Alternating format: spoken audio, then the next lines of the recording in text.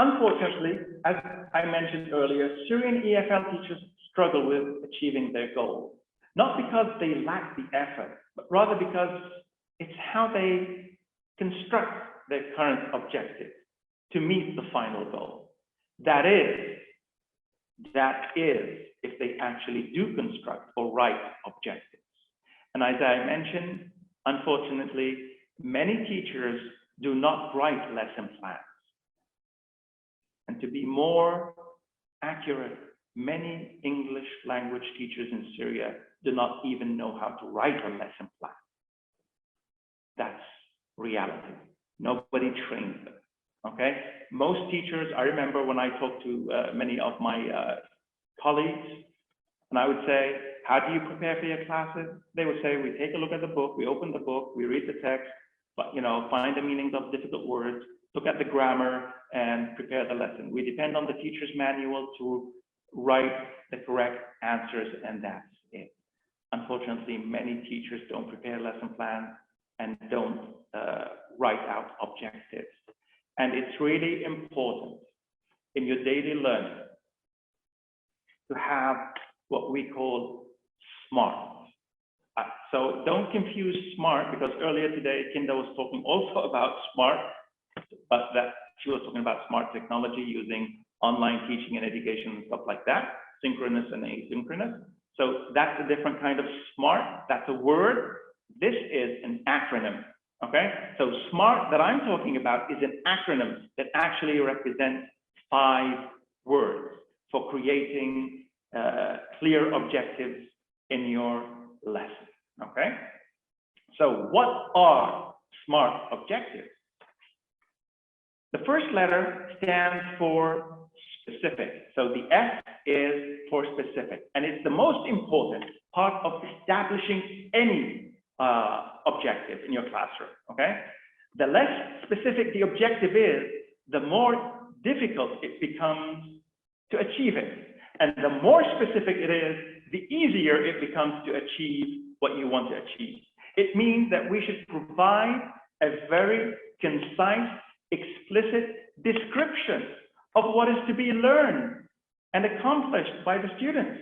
That means they need to know what they should know, and they need to know what they are going to be able to do at the end of the lesson. And that's how? By being specific. So take a look at these examples. If I say, learn a language, is that specific? No. If I say, learn English, that's better. But how about if I say, today we're going to learn 20 new English words per week. Starting today, every week we're going to learn 20 new English words. Now that's very specific, okay? How about if I say, stay healthy? Healthy? Well, healthy has different meanings. For an overweight person, healthy means losing weight. For a thin person, healthy means gaining weight. For a person who's working out, healthy means going on a diet. So it has many meanings. How about if I say lose weight? Lose weight, okay. More specific. But if I say lose 10 kilograms, then that's understandable. Okay, there's a number, there's a quantity in it. If I say learn about the simple past, and this is something that teachers do. Today we're going to learn about the simple past. Really? Learn about the simple past? You could write a book on the simple past. How about if I say learn how to compose questions in the simple past? Really? We have WH questions, we have yes/no questions, we have questions using did, we have questions using the verb to be, we have statements that become questions based on the intonation. Are you going to teach all that? How about if we say learn how to compose WH questions using the verb to be in the simple past? See, now that's specific. Okay, look at this example. If I say students will copy the reading passage, what do you think? Is this specific? Does it tell us what the students are going to learn? Is copying a means of knowledge? No, it's not specific. Why? Because there's little potential for learning English. It's just an activity. Somebody just copying something, but we don't really know if they are learning anything. We don't know if they are understanding what they're copying, and we don't even know if they're copying correctly what they're supposed to copy. So that's not a specific objective. How about this? By the end of the day, students will be able to summarize the text they read. Ooh, summarize. That's something specific. The text they read. Now I'm checking their understanding. They understand the text they read or not? Or by the end of the week, students will create a graphic organizer of the causes and effects mentioned in the text. Ooh, very specific. Creating what? A graphic organizer, right? Something visual of causes and effects in the text. Okay, so this is very specific. Here we are talking about the potential of learning and what the student should be doing. Now, the second thing, the second letter M is for measurable. Okay, and when we say measurable, that means quantifiable. Your objective should be measurable. You should be able to measure your success. How many? How much? How will you know how you have achieved your goal? In other words, what level of learning determines success?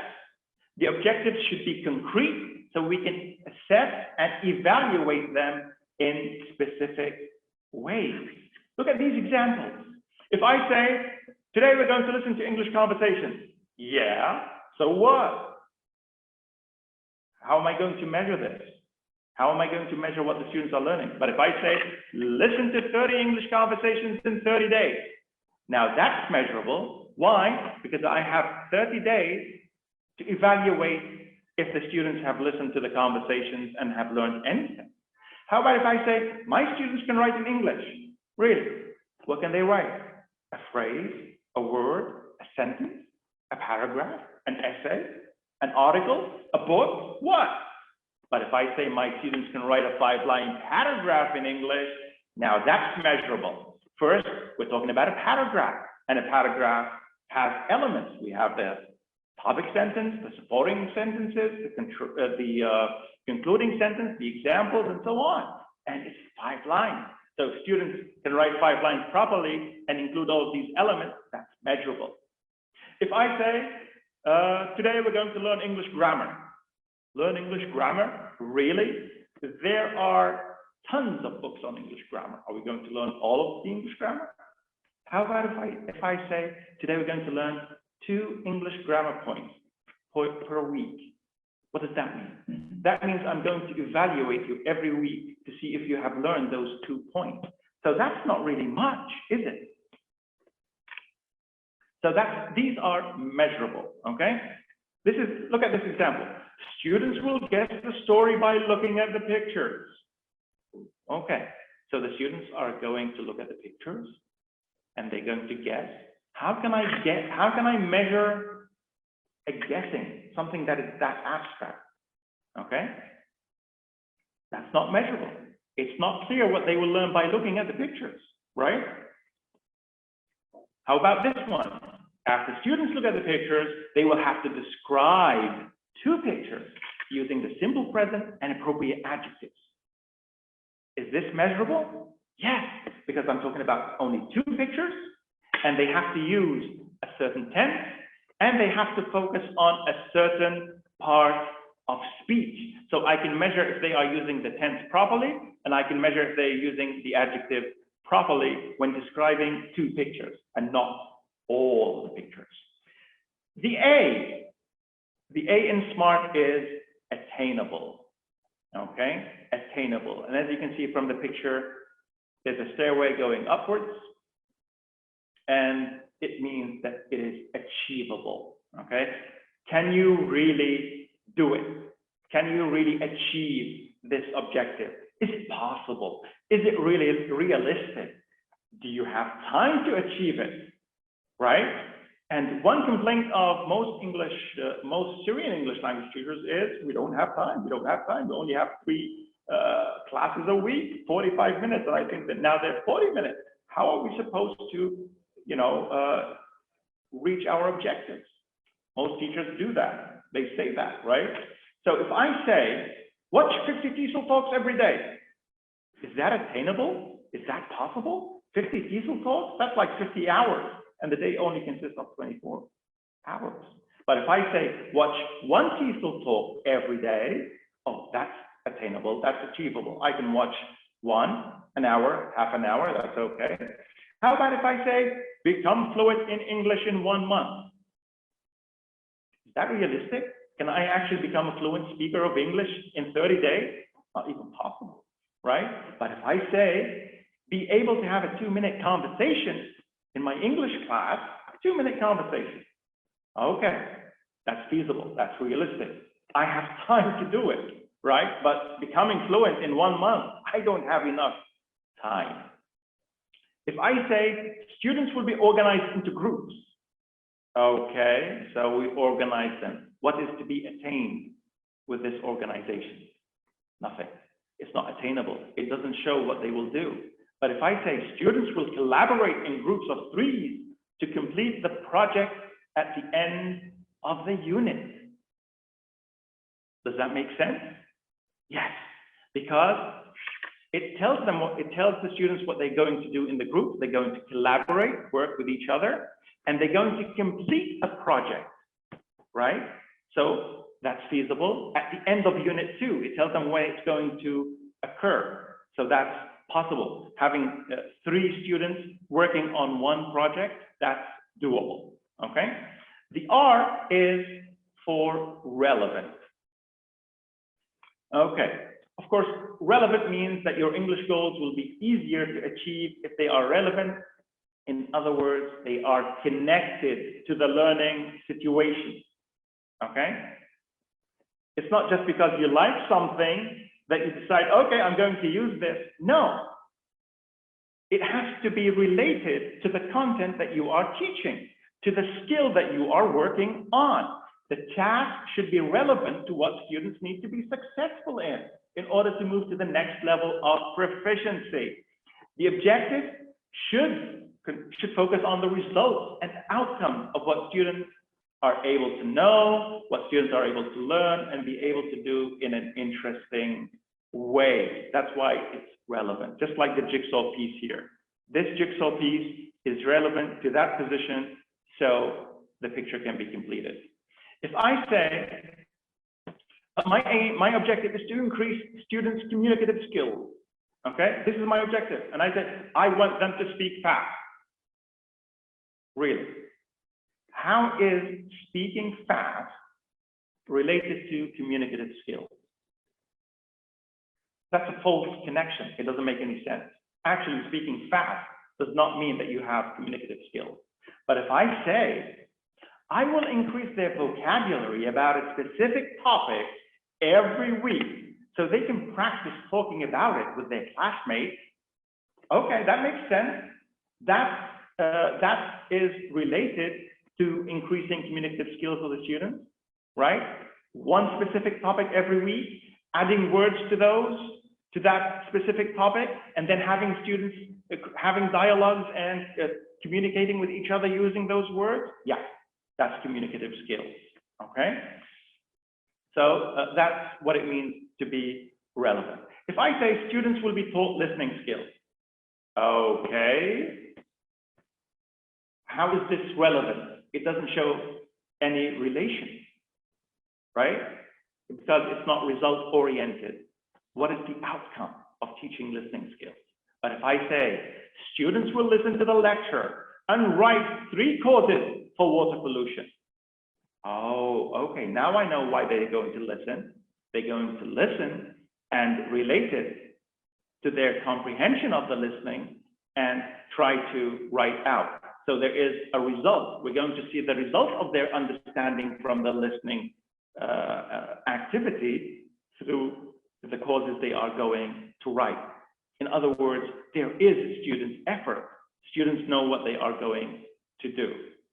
The T, the last letter in SMART, means time-bound.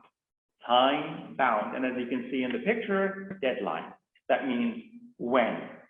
When is it going to finish? Set a deadline. A deadline is the latest time, as you know, that something can be done or completed. And the aim is to be able to assess and measure what the students can do and what they know by a certain time. And you need to avoid using words in your phrasing of the objective, such as imagine, see, know, realize, familiar. They are too general. Okay? And they're not time bound. So that's why it's really important that you set a time limit for each activity, for each objective. That way it becomes easier for the students to complete, and it becomes easier for the teacher to assess and evaluate. Take an example. I will start reading stories in English. Great, good for you. But when? And when will it finish? How about I will read 10 stories in English in 10 weeks? Okay. So we have a time limit to see and evaluate what this person understood from the 10 stories. How about if I say, learn 200 English vocabulary words? Great. But when are you going to learn them? Tomorrow, next week, next month, in a year? How about if I say, learn 3 vocabulary words every day from October to November? Okay, time limit by November. And then by November, we'll assess and see how many words the student has learned. If I say, students will write their own short story. Okay, when? Tomorrow? Next week? By the end of next week, students will have finished writing about their own short story. The time limit is next week. So students know when the objective has, the deadline of the objective is, and when they have to turn in their assignment, and the teacher will be able to assess the progress of writing throughout the whole week. Okay? So that's what it means to use SMART objectives. And that's what you need to do. As you can see, they're very easy because they're small chunks. It's not a huge objective. It's just something small. It's not a goal. It doesn't take a month. It's just something that takes, like, you know, maybe 20 minutes, 30 minutes of your time, depending on the fluency of your students. Okay? Let's practice. Are these SMART objectives? What do you think of these sentences? At the end of the lesson, students will be able to identify causes and effects of water pollution. Do you think this is a SMART objective based on the criteria that we talked about? What do you think? Do we have all the elements? Let's see. At the end of the lesson, time bound, right? So we have a deadline. Students will be able to identify. The word identify, that's very specific. 3 measurable, right? 3 causes and effects of water pollution. So 3 causes and effects of water pollution, that's relevant to the lesson that's being learned, talking about pollution. And it's also attainable. It can be reached because we're only talking about 3 causes and effects. We're not talking about all the causes and effects. So this is a SMART objective, and it can be done in one lesson. How about this one? By the end of the activity, students will compose 2 WH questions and 2 yes/no questions in the present simple tense. What do you think? Is this a SMART objective? Since most English language teachers like to teach grammar, that's why I have this example here. Okay? So it's relevant to most English language teachers in Syria. What do you think? Is this a SMART objective? Let's see. It seems so. By the end of the activity, time bound, students will compose. This is specific. They're going to write 2 measurable WH questions and 2 yes/no questions in the present simple tense. So the questions are relevant to the lesson, talking about the simple present.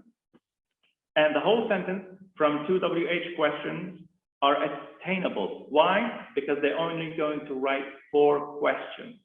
They're not going to write an essay.